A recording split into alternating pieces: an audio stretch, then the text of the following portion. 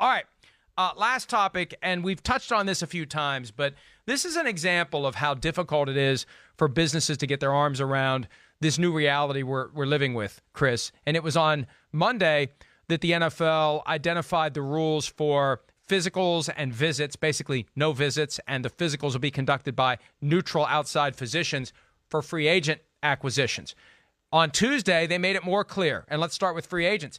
They can't announce these deals. Any deal that hinges on a player passing a physical, they cannot announce it at 4 p.m. Eastern today. That's when we're first going to see the difference between this year and other years. Right. So far this year, it's been the same. We're hearing about the deals that are tentatively done. But come 4 o'clock Eastern, there will not be the announcements of deals being done. There will not be, obviously, press conferences. There can't be. There won't be conference calls. These deals won't be done for players who are required to pass a physical. And if you're making a major financial investment, they all have to pass a physical. Right. They're not going to be announced until these neutral outside doctors say, okay, deal's done. And I think we're going to see these deals get finalized over the course of a week to 10 days, given the arrangements that are going to need to be made so these players can get their physicals, Chris. Yeah, no, I think you're right. It is. It's very odd. Now, and to that, can you think of a player that's been signed yet that even really has an injury concern, right? I mean,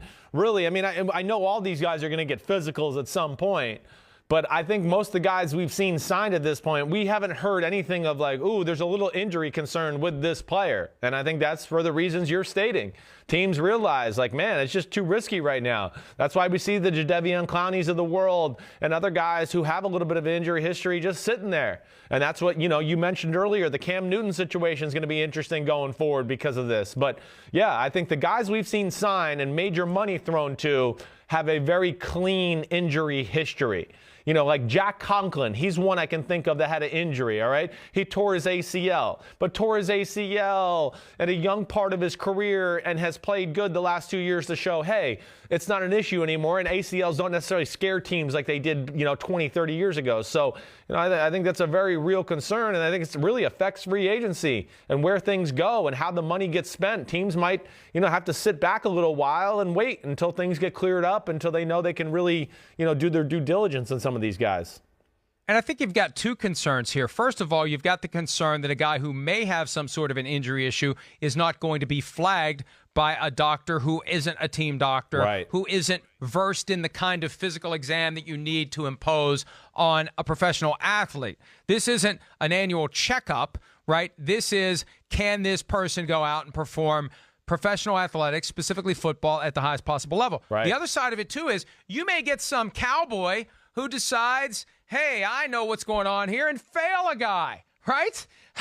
Fail a guy who otherwise would have passed over something that really isn't a big deal. But this person doesn't know, and this is my chance to step into the big leagues, and I'm going to show these people I know how to do a physical on a professional athlete. Oh, we got a problem here. Oh, we got a problem here. Oh, we got a problem there. That could happen too, Chris. Yeah, no, I know you're exactly right. That's scary. I mean, that really is. And, again, I don't know where it goes from here. But, I just think of, I'm trying to think of some other guys that are out there. Like Melvin Gordon.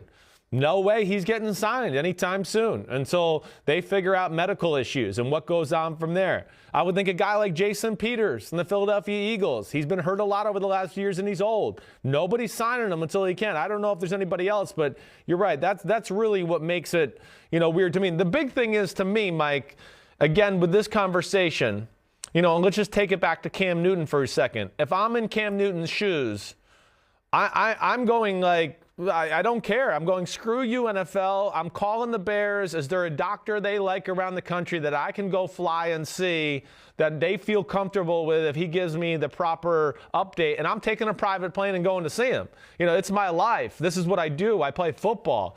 And if I had that kind of money that Cam Newton does have and want to get a new start and get this going, I'm going to take matters into my own hands. I'm going to be respectful and not try to do anything too crazy, but going to try to go to see a doctor and get this ball rolling and get it going.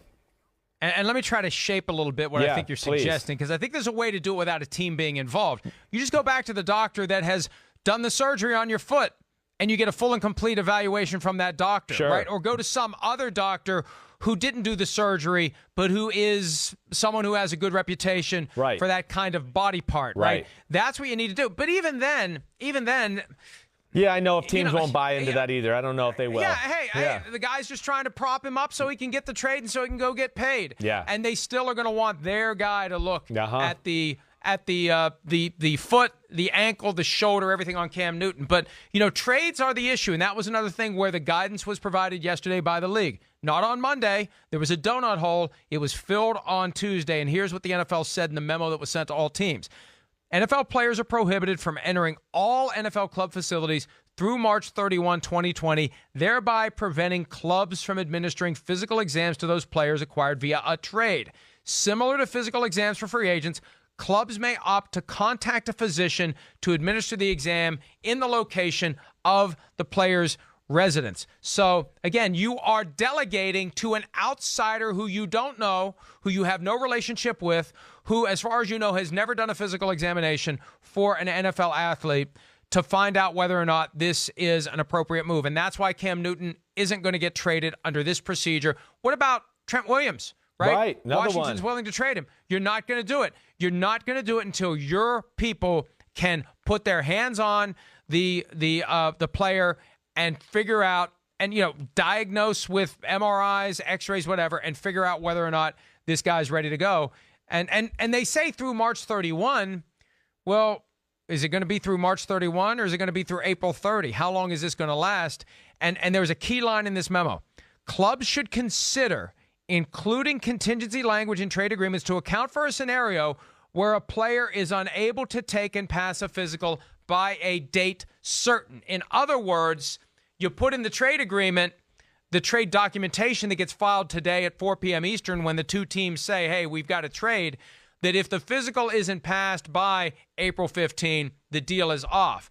And, that could kill some of these deals, and we never know which one it's going to be. Yeah. But we have to keep our eye on the possibility one of these trades that's being done is going to blow up because a physical came back negative when maybe the team doctor would have said positive, or a physical can't be accomplished before the deadline that the two sides have agreed to. Yeah, no, it's crazy. We're in crazy times, and we're just going to see where it goes. And, you and I will be here to talk about it when this stuff goes down. But I know that's the fascinating thing about not only the world we're in right now, but as it pertains to the NFL, it's changed that aspect and definitely going to make business harder for the NFL and some of these teams and coaches and GMs right now. Hi, I'm Mike Tirico, and thanks for watching. Make sure to hit subscribe for the latest news and highlights from NBC Sports.